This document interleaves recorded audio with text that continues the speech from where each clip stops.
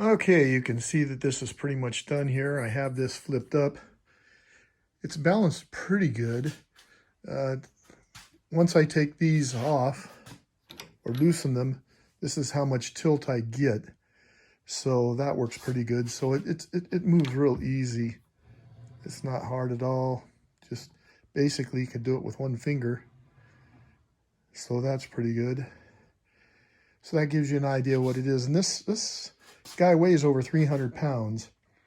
So between the wood, the drawer I have down on the bottom down here, and the units, it's well over 300 pounds when you factor in the plywood and everything else. So I think it came out pretty good. One thing I did do, if you look, you can see I have some lines on the wood here. That lets me know where I put some bracing, and so I don't try to screw a screw into that. So anyway, that kind of gives you an idea of what's going on with this. So it's my sliding miter saw on top, and my planer on the bottom, and storage.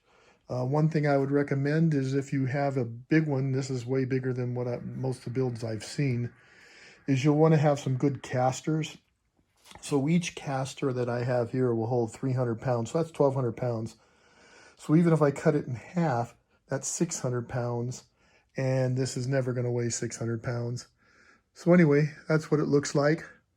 I'll put a post up later about all the way I did this. And I want to give a shout out to DIY Montreal, because she had basically made one and I just put mine on steroids to fit what I needed. So anyway, there it is. Then all I have to do when I want to move it or do something is I just come down here and I put this into the, got to hold on to it.